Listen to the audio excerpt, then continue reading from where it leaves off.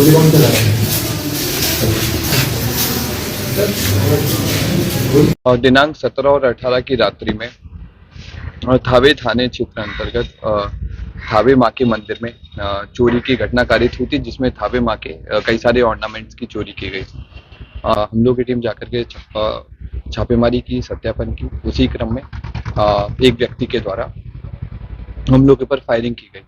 हम लोगों के द्वारा उसको चेतावनी दी गई। आत्मरक्षार्थ हम लोग के द्वारा भी उसके ऊपर फायरिंग की गई और उसमें उसके बाइने पैर में इंजरी लगी है। व्यक्ति का नाम इजमामुल आलम है, जिसकी उम्र 21 वर्ष है। ये राजीपुर मोतिहारी का रहने वाला है और वर्तमान में शाहपुर थाना भोजपुर में रहता है।